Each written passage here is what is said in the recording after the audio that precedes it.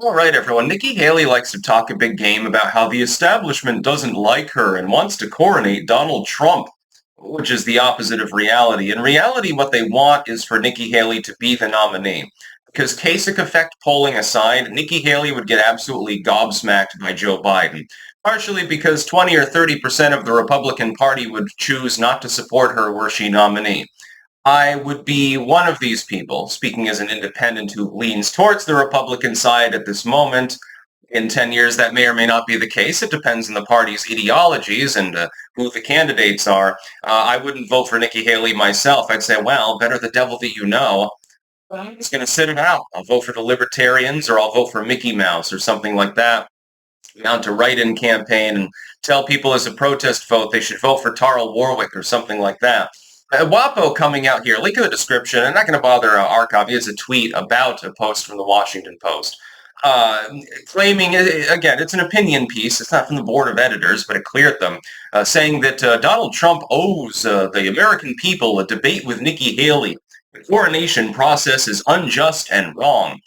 There are several counters to this. First and foremost, the article and the basic argument, and I have seen it from Haley fans, is not that the American people are owed a debate between Trump and Haley. It's really more about Nikkihaley is owed a debate. Well, he's just trying to stymie her, and he's just full of himself. That's the basic premise. That it's not the American people, but it's Nikkihaley specifically, an American person, kinda, that is owed a debate with Donald Trump. She should have her moment in the sun, basking in the light on stage next to the Big Don. That's point number one. Point number two, it would be asinine for him to bother to waste his time doing so. He's already pivoted into general election mode.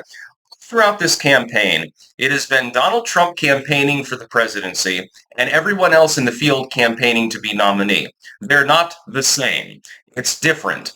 Donald Trump realizes he is a technical incumbent. He's been a president of the United States. He was the only one in the field who fits that category. He is the only one uniquely qualified to go up against Biden. I would point out further in polling, let me point something out. Nikkihaley runs ahead of Biden most of the time within matchup polls. Fewer people know who she is. As more and more people know who you are, in a fractious environment within politics, the more name recognition you get, the more you basically come closer to the 50-50 mark, because of the way partisan politics tend to work. You've got partisan voters, you've got strongly ideological voters who tend towards one partisan side. They may not be a registered Democrat or a registered Republican, but they lean in one direction or another because of their ideology. And that's just the truth. That's perfectly fine. Again, I'm openly stating, right now, ideologically speaking, I tend to side more with the Republican Party than the Democrats. That wasn't the case many years ago when the Republicans were batshit and they were run by George W. I wasn't going to align with their asses. Thankfully, they've decided to get over their war sickness, and now Biden is trying to start a war in Iran, actually. So, if that's a big issue for me, I'm not going to be able to side with the Dems because they're constantly talking, and some of the neocons as well, Lindsey Graham, Crenshaw, and a few of the others talking about bomb, bomb, bomb Iran. You sound like fucking John McCain. Nikkihaley is not owed a debate. Donald Trump has already pivoted.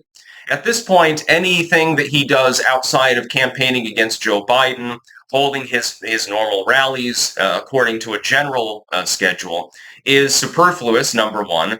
It's unnecessary, number two, and it's a waste of money and time and effort, number three. He can bring up Nikkihaley occasionally and take a jab at her, but really he's focused on Joe Biden.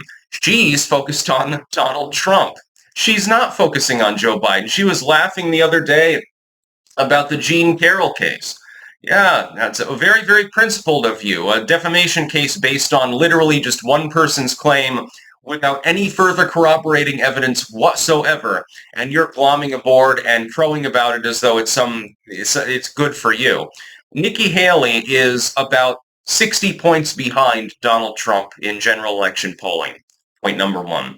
Point number two, she's probably 30, 35 points behind him in her own home state of South Carolina. Now, we don't have any fully contemporary polling from South Carolina, which is a massive oversight, and these polling firms, okay, Iowa and New Hampshire just went. Can you please conduct a slew of polls? like 3 or 4 of them so I can get a rough scatter shot of what the fuck is going on there? Because what I'm hearing on the ground from South Carolinians is that a lot of them don't really like Nikki Haley. Some of them former constituents of hers. They voted for her, but they still don't like her, or they simply prefer Big Don. Well, if you're going to come in 35 points behind, maybe it's more now, maybe it's less, we don't know, in your own home state, but you will lose by double digits. That's a guarantee. What the fuck are you even in the goddamn race for? It doesn't make any sense. The legacy media has been pumping Nikki Haley up this entire time for months and months. At first, it was Ron DeSantis. They were like, okay, Ron DeSantis represents almost MAGA, but he's not Trump. He's not Orange Man. We're going to try to astroturf him.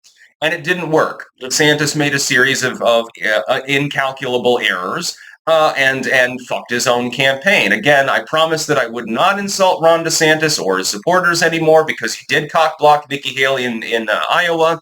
I thank you for that. It was legendary. It was wonderful. When I woke up that morning after the Iowa caucuses and I saw that Ron DeSantis had indeed beaten her by a couple of points, I was laughing very, very heartily. If I remember correctly, I had to wash my face off because I laughed till I was crying. So thank you for that. Ron DeSantis has actual positive points. The Martha's Vineyard thing, going up against Disney. I've cheered him on multiple occasions. I can't find anything to cheer about Nikki Haley. There is nothing. There is literally nothing that she has done that I admire. Warhawk, id poll. It basically sounds like a liberal when she starts talking about gender and race and stuff like that. I think you're in the wrong party. You should be primarying Joe fucking Biden. Just a terribly unlikable person in general. Whereas Ron DeSantis, I'd sit down with him for, a chili cheese dog at Penny's. Would I invite Nikki Haley? No, because she'd probably just get sanctimonious and shit like that. The irony is that moniker probably applies to her more than Ron. So thank you for cock-blocking Nikki Haley is basically what I'm saying. Nobody wants a debate between Trump and Haley. Most of the Republican Party at this point wants to end the primaries and go on to the general and stop wasting time, effort, and money, which is what Trump's campaign has already pivoted to. He is all but ignoring Nikki Haley at this point. Literally everyone else is, but the legacy media still has this boner for her, where after they realized Ron DeSantis was not going to be able to challenge Trump because he was slipping in Iowa, Haley almost took second place there. They immediately switched to the only person left in the race that was an orange man, which is Nikki Haley. Because these people just have Trump derangement syndrome so bad, they would not care if Hitler's grandchild were running in the GOP primary. They would still astroturf them. Oh, I think that they've seen the light, where their grandfather did. And or something, you'd have fluff pieces. Joseph Stalin's long-lost grandnephew or something like that decides to run in the GOP primaries. Literally says, well, I think that Joseph Stalin had some good selling points. At least he reduced the surplus population. They would astroturf that before they would ever admit that Donald Trump is now effectively already the GOP nominee. The primaries are over. Nikki Haley can stay in suicidally and go into Nevada, get crushed there, and she will. Go into her home state and get crushed. That's perfectly fine. But trying to astroturf her at this point is just like, what the fuck is the point? There is none. That's about all. Peace out.